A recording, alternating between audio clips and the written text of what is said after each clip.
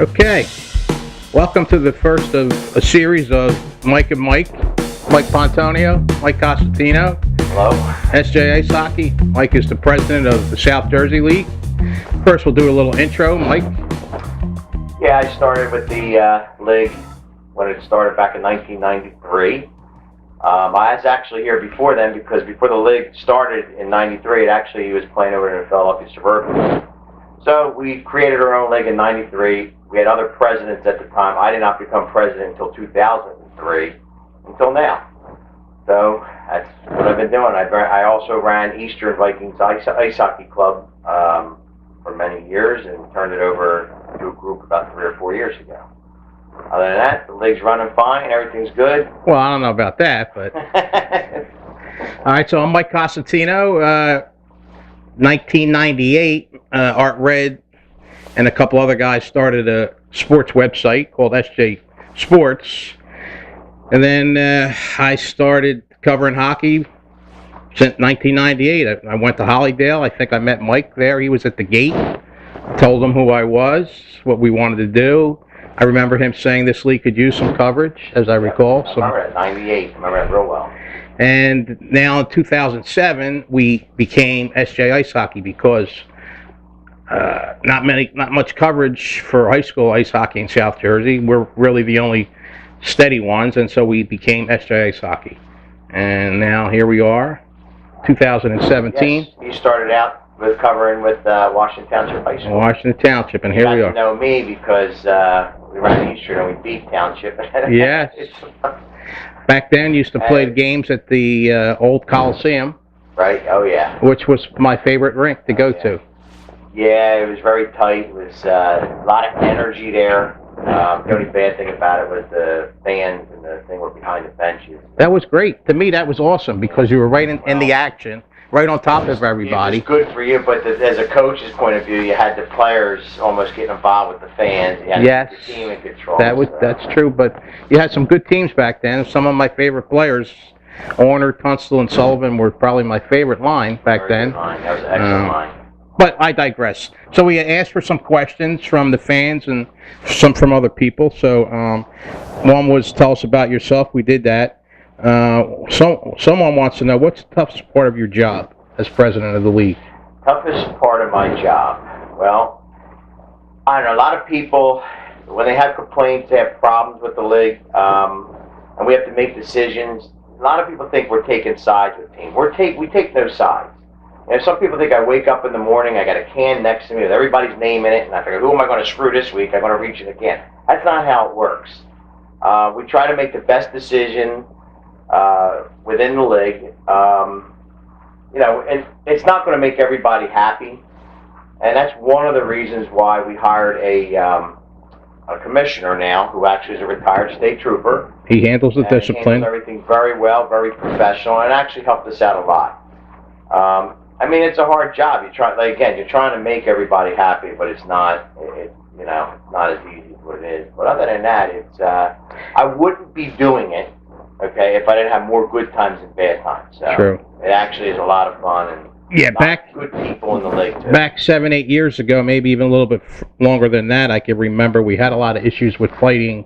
Kids were fighting all the time. Yep. And then you instituted the 5-game suspension automatic. What happened was it originally started out 2 games. It was real bad, so they hit it with 3 games. So John Andrews was the one that was president. He was one of the president that helped with the fighting major and enhancing the fighting major in the league.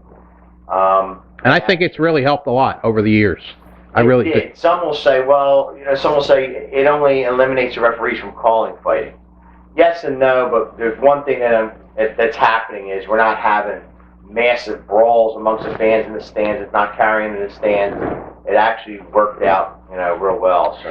And it has, and I mean, I'm at a lot of games, and there's times where there is a little pushing and a shoving, and maybe a punch is thrown, but the refs are aware of the penalty, and sometimes they err on the side of caution and know that the kid will be suspended for 5 games and aren't as quick to give him a 5-minute major. They'll give him a double minor, which sometimes, sometimes it's right, sometimes it's wrong. But I think overall they've done a good job policing it. So you've told. What do you think? What do you enjoy the most about your job? most? That's hard. It's hard to say. What do I enjoy the most? I got a lot of friends in the league through all the clubs, and I enjoy seeing the players succeed. Doing things that are really exciting, like players in the league making it to a high level hockey. Right. Professional. That's a real. Because then you watch TV, you see them on there, and say, yeah, they used to be in our league. That's a real. It's satisfying. It is gratifying to see someone that made it. Right. Now, I know you were out of coaching for a number of years, and forever you were a Viking. Right. Oh yeah. Now, this past year, not many people know this, but you are now back coaching. Yes. Why don't you tell us about that? Yes, I was coaching Eastern High School since I was going back to 1987. That's how long it's been. And then another guy was running the club at the time, and I coached all the way up to 2010, where we came into a combination with EEW, with combination with Cherry Hill East and Eastern, and the whole goal then, which we could get into later, was trying to keep the teams from folding so they could eventually grow and become pure again. So you merged with Cherry Hill East just to keep both programs going. Right. So then what happened is Eastern, after four or 5 years, had enough players to come out and be pure again. But at that point, I did not want to continue running Eastern. I wanted to turn it over to a fresh new group, which the group that's running it right now is doing a fabulous job. They're doing more things than I have ever done anymore. And the club is very, exceeding very well. So I retired from coaching. It's been about 5 years now.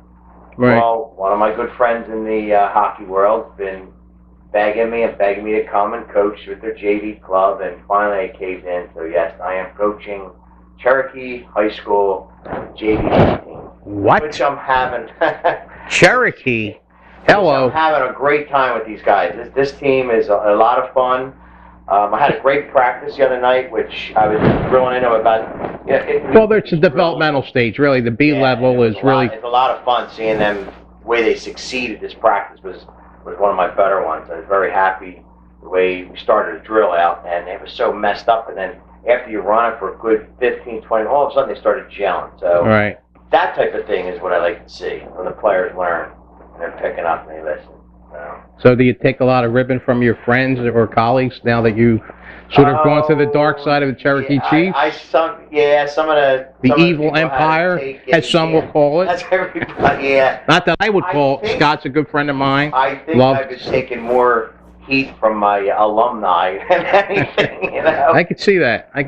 So, but yeah, it's a good program. Scott does a good job. Cherokee's a very good program. They are a good program.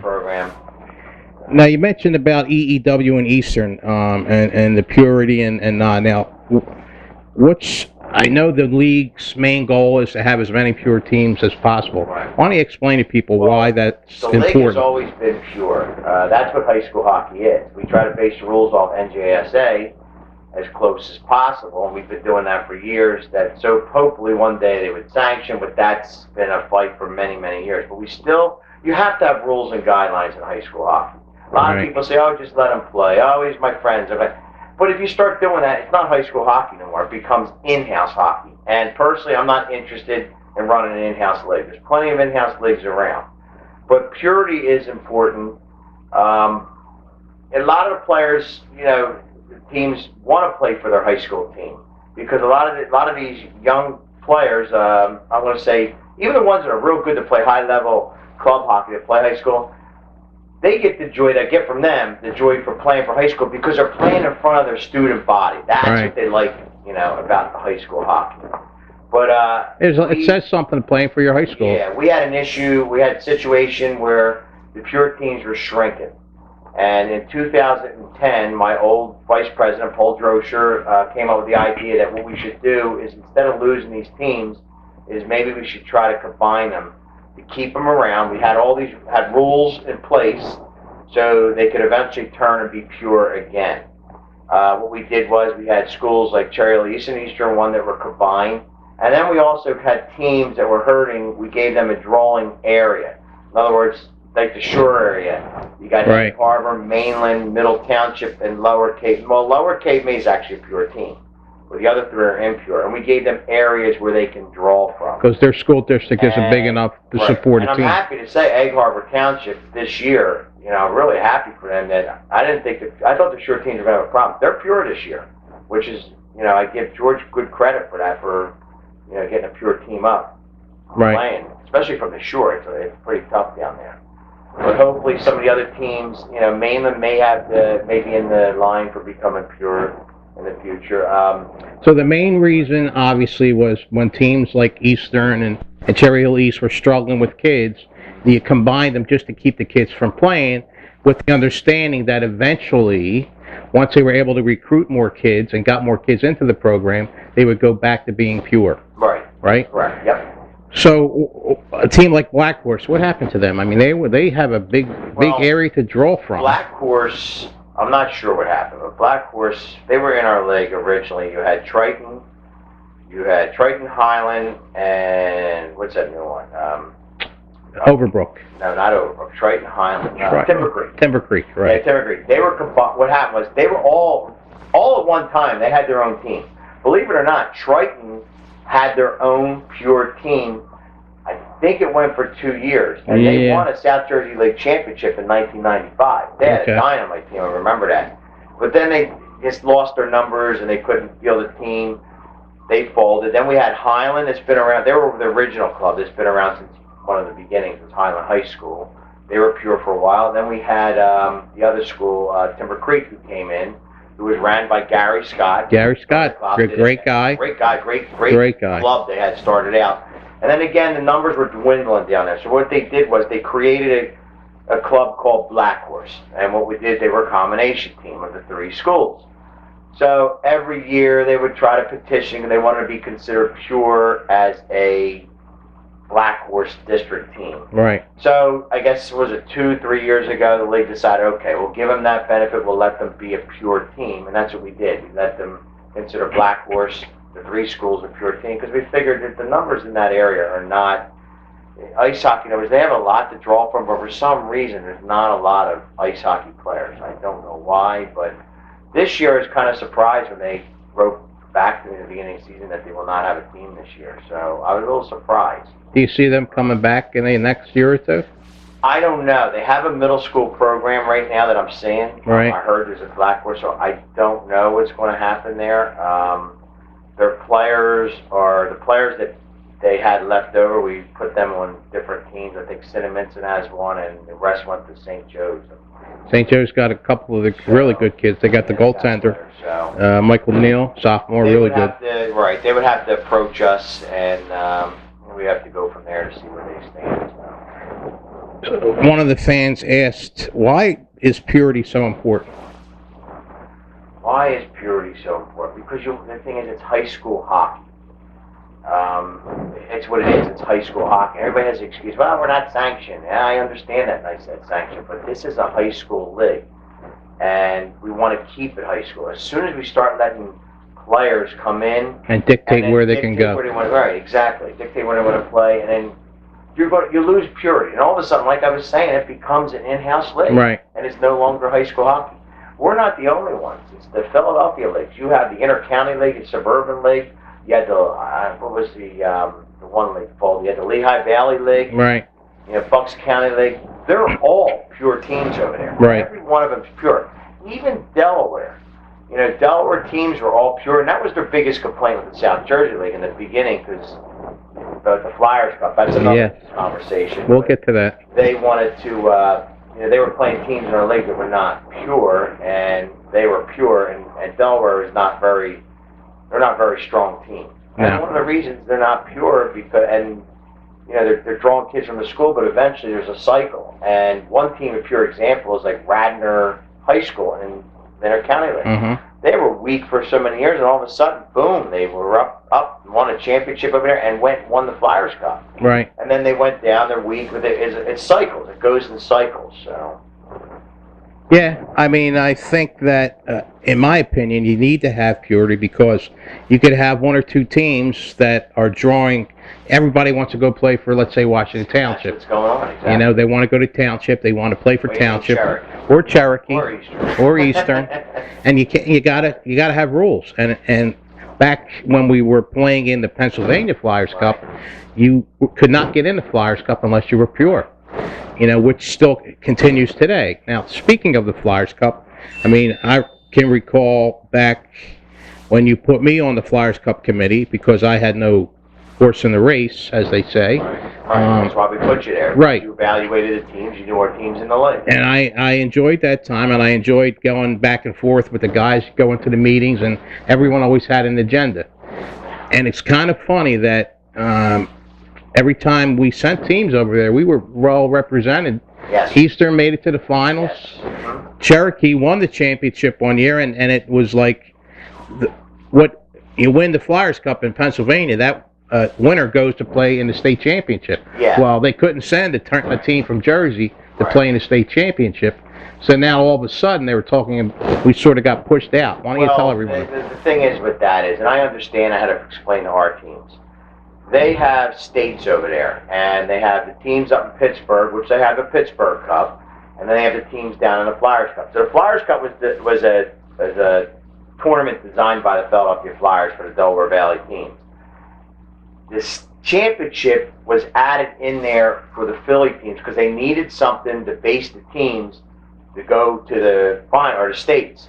They couldn't have another tournament for it. So what they did was they took the winner of AAA, AA, and Single A. Now the New Jersey teams are not eligible to play in their states over there. Right. So yeah, that's what happened when Scott's team won the Flyers Cup over there. What happened there was the second team they beat would actually be sent to represent the Philadelphia Rays over there. Right. And then they didn't like that, and then everything changed, and next you know, they voted us out as Flyers Cup. Right. And now it's the New Jersey Delaware Flyers Cup. So yeah, so I talked to them, and we get money for it. Right. They send money to they pay for the referees and the ice soft costs for the Flyers Cup that we created, the New Jersey Delaware Flyers Cup. Right. And we're actually going into our fourth season, is it? I think Fourth. It's fourth. Yep. And it's been pretty good, actually pretty good. I've got a good relationship with the Delaware teams over there. I think this year we're going to let them host the finals. They were supposed to do it last year, and I told them, it's about time that we let them have a finals in there in Delaware. Especially they won it last year. So they're going to host the championship round there? Probably this year, yeah. Will I have a car service to take me to Delaware? You always have a car service. Thank Who's that car service? you. That's you. Who takes you to me? You do. I appreciate that. I appreciate that. So what about the junior-senior showcase? Someone has asked about. Junior-senior showcase. Okay, what we do there is we allow, how it works is, I have to figure out how we're going to do it this year. I'm assuming, how it worked in the past is we had, what do we have, we had the pure division play the impure division, how we did it. Yes. And we had the coaches that came in, the first place teams. First place team at the end, right. The second place team. And what happened was you would take each side. What do we have, the north and south, or we called it the, what do we name that? I can't remember. Giroux and Simmons. Right. We named it, and what happened was the coaches for the one side versus the coaches on the other side would pick the team. We would have a draft. We would have a draft. And the draft would be live. Which is very popular. Everyone loves the draft. Mike does a great job with it, got all the names in front of it, and the coaches get to, they pick who they want. It goes back and forth. And they have an egg timer. They're on a timer. It's a lot of fun. And we get a lot of views on the site. A lot of people do tune in and watch the draft live. Matter of fact, sometimes we get a text. Right. Like if it doesn't hit the site quick enough, people are texting or. Right, but make sure those out there, you see that list when it goes up on the website, coaches especially, make sure the names are all appear on there. Right. Because we had issues a couple of years that names were not on that list that should have been in All-Star games. Right. And I feel bad that had to happen, but that's why we get the coaches. The coaches, how it works is the coaches submit their top players. What we ask them to do is nominate their top 3 forwards and put them in the order. In the order they want to be selected. Top 2 defensemen. And we make sure they're on the list, and Mike puts the list out on the website, and everybody makes sure their names are there if anybody's missing. And each team can nominate a goalie. You can nominate as many goalies as you want. So. And it's strictly juniors and seniors. I mean, one year we did have one team slipped in, a couple sophomores. If I read, One. yeah, one sophomore. I forget. It was in St. Joe's. Yeah. So it's only I yes. thought it was a junior. Yes. I didn't know that. So now we double check everything. We do have their schedules. We make sure that everyone is a junior that's eligible. This year we should have. This year it looks like we have a lot of good players. Yes, we do. Yeah, we have a lot of talented players out there. And this showcase should be interesting. And I understand we do have a sponsor for that's going to supply. Yes, we do. We have a sponsor, and that's Vax. Key Vax from Training Aspects. Yeah, Training Aspects. Which In is Voorhees. over there in Voorhees. Thank you, Key. We appreciate it. It's going to where the Ritz movie theater is. It's right in the front there. I think your cousin is the manager to Ritz, isn't he? Yes. Okay. Yes. Well, it's no longer the Ritz movie theater. It is now bought over. It used to be Carmike. Now it's owned by AMC. AMC. Did they put the reserve seating in there? Just curious. I don't know. We'll check on that during commercial break. There are movie critics here now. Another question some people had. This is a little touchy. Why do I have to pay to come see my son play? All right, that's always been the question. We've been doing that for years. Yes. What happens is we're supposed to have security in the rinks. Now we have security in Voorhees and Hollydale. Sometimes Mount Laurel. You won't see police in Pensacola, Atlantic City, or really Mount Laurel. Now, the reason for that is we can have police in those rinks. But the thing is, right now, I'm trying to keep the cost at 3 and 2. And everybody in the league agreed. A lot of the tougher games and the games that draw a lot of people are mostly in Voorhees or Hollydale rinks, not in the other rinks. If we start having problems in that rink where we have to force and put police down there, then we will do it. So far, the last 3 years, not really nothing major. And the reason why we don't do it is because I want to keep the cost down for the people. I mean, we're charging 3 and 2 to get into a game. If I have to put police in that rink, we're going to be right up where the Philadelphia leagues are. And the Philadelphia leagues right now, some are 5 and 4, but most of them are 4 and 3. Okay. And we've been charging that since the 90s. We've been charging that, trying to keep that rate down. And what it does, it pays for, I'm going to say about 85% of it pays for the police. So you have to pay for the police during the games in order for, they're like a security guard. Yeah, we have, right. We're supposed to have them. We have to have them. We get away with the other rinks. We haven't had any problems. If there was problems, and the police would come and say, look, we need to do this and that. But most of the issue has been in issues that we have. I noticed were either Hollydale or mostly Voorhees, because that's the base, the home base.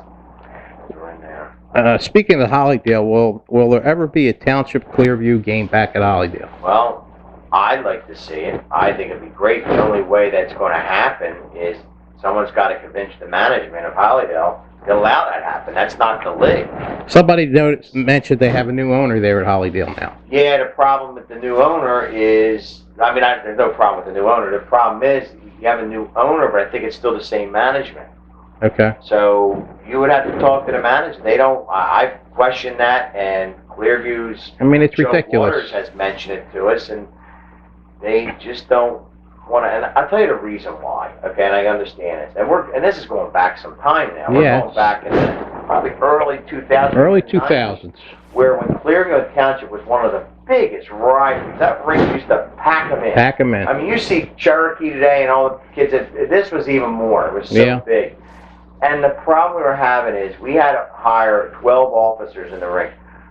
We had issues in the rink. We had some problems. But once we got the police in control in the rink and keep the students in control, there was not a problem in the rink. The problem was the students would go out into town in Washington Township, and they would all terrorize the community. They would all of a sudden, they used to have a Dairy Queen, you'd be up there, and they would have police up there at the McDonald's. They would meet fans from other teams, and it'd be big fights all over the community. Because I went to the police department. They called me very nice, and they explained what was going on, and I understood their problem, and I wanted to help them out. But when you're going around, and these students are going around the community causing all kinds of problems, we had to address it. But that's been a long time ago. That was so many years ago. So many years ago. I see the teams have changed right now. I don't see a problem with trying it again, but that's not up to me. That is totally up to the management of Hollydale Ice Rink. Okay. And where do you see the league in 5 years? Where do I see the league in 5 years? basically, Do you think you'd like to have 90% pure teams? I think what we're going to do is in 5 years, I think it's going to be about the same with the purity.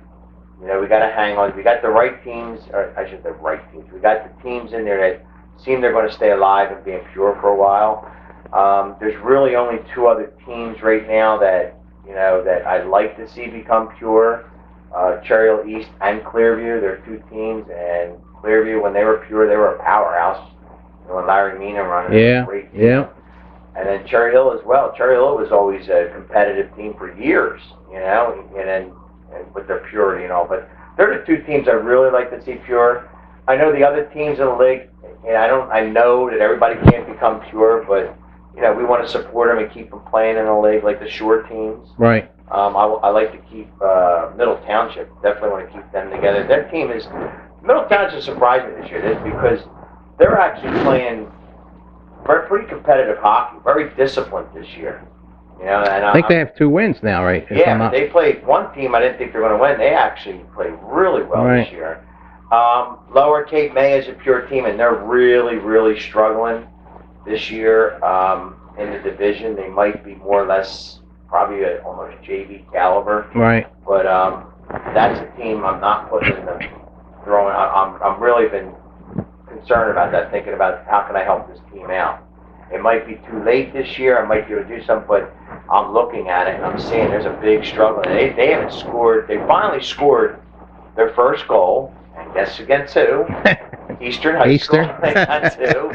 And then they scored the week after that. I think they played Williams, which I was happy when I saw that. Yeah. But we were trying to see maybe we could try to get maybe try to get them more competitive games somewhere. Right. You know, and Cinnaminst's another team. Cinnaminst's struggling. Too. But you know what? They had 2 competitive games, I noticed. Right. They did have 2, but they are struggling. They had some good years, though, too. At last. Cinnaminst. Oh, yes. Yeah, Cinnaminst was back in the day. Yes. Oh, my they God, had some were good teams. Dynamite. That was another one. Cinnaminst, and we used to have Holy Cross. Holy They were Cross. the first rivals before even Township and Clearview. We used to have big games at Pensauken. I mean, they drew a lot of fans. Right. If people remember Pensauken, Yeah. both of them were loaded on both sides. And they used to be a very, very well competitive team back then. Another team that struggled early on was Kingsway. When they first came into the league, they didn't win a game. You know, and they wanted to stay at Tier 1. Kingsway have to give their management and the guys, Mike and those guys, Chris, and a lot of credit. Did a great job. They really run a Class A1 club. I mean, they really, what they've done for that club and where that team has come from, you know, it's unbelievable. I think that one year that when I split the division up, that really gave that, I remember that, and they probably would agree with that, really gave their team a boost. All the students that showed up and all, and that's something I'm looking at the league this year, some of the divisions and all, to see what's... Speaking of Kingsway, they do stuff off the ice. The last 6 years they've done a food drive. I didn't know that. Yes, the last 6 years. I've only been aware of the last couple years, and Mike Messina and Chris Francis have done a great job getting the kids out and raising like 2,000 meals. Their club has not only has middle school program, but they have grade school program. Really? No, they have a grade school? Yeah. Wow. This team's going to be a powerhouse. Yeah, it is. Yeah, grade school, it's like, holy cow. Clearview's, guys, you got too much time on your hands. Clearview's another team that does stuff outside the community. One of their kids' dads struggling with a sickness and illness, and the last couple years, right around Thanksgiving, they've done a fundraiser game to help the parents of one of the defensemen. Who did that, Kingsway? Clearview. They played Kingsway. Right. You know, Cherokee does that too. Cherokee is very good to people in the club that are struggling. Yes. As you know, we've been to a couple. Yep. And yeah, Scott does a hell of a job with that. I mean, that's another organization I give hats off for all the years they've, you know, won their championships and always been on top. I know this year, you know, Scott, you're dealing with a little different. You're not used to losing. Not used to losing. He's got 3 losses. Hey, I've been there, done that. Yeah, you know, you just go with the flow. He's got a young team. I mean, there's no really. It's pretty wide open. Township's looking good this year. They got a good team. Cherokee has a good team. Very good varsity. There's more balance. I'm happy that There's not one team like running away with it. Right. It makes for parity because Eastern's got a good team, Township's got a good team, Cherokee's right there, Moorestown has got a good team. Moorestown, I remember when they joined the league. You're talking about a high school. It's not real big. And that school, I give a lot of credit for because they've always been pure. Yeah. Always been pure. And they're not, and I don't understand, like all the big schools were suffering at one point. Moorestown just trucks on through and they seem to put up, and they put good teams out. Yes. They're not putting any crappy teams, they're putting good teams out all the time. They've always been competitive. Yeah. And again, my whole thing is the Tier 1 division between Moorestown, Cherokee, Washington Township, and Eastern. All the teams I feel are very evenly. Who's going to win the division? And I hope all the players listen. The most disciplined team will win that division. Trust me. If you stay disciplined, you'll win it. Stay out of the penalty box. And in closing, that's a good point because I can't tell you over the years how many games that we've both been to, and I'm at a lot of games, and Mike's been around a long time. And as a coach coming up, Mike never argued with the referees. You're not going to change their mind, as you know. No, well, my philosophy is different with them. Is I see too many coaches. I mean, referees are going to make some calls that are questionable. But yeah. The thing is, they lose their mind. I see referees they go lose crazy. Their mind. And what happens? The players are watching it. Yes. See, my whole theory is you're going to get a bad call. It's going to happen. It's going to happen. And what happened is you got to keep the team focused. And usually I let my captain question the referees to see what it is because my goal is now we got to kill a penalty. So I got to figure out what to do with the penalty. What happens is you start arguing with the referees, you lose contact, what's going on, and the players lose. Have you ever seen, when you argue with a referee, have you ever seen him change his call? No. And that doesn't happen, right? No, that don't. So you got to move on. It drives me crazy when I see a coach. And why we're on the referees and make everybody clear is the referees are hired by a whole separate group. USA Hockey protects referees in our league. If any player gets a penalty for abusing a referee or any kind of misconduct, it's a match penalty, and that goes to the Atlantic District. The district rules on that. That's like a lot of people ask me, so we need to hold the referees accountable. We got to do this, the referees are doing this. Right. I can't. I try to explain that to people. I cannot. That's got to go to the district.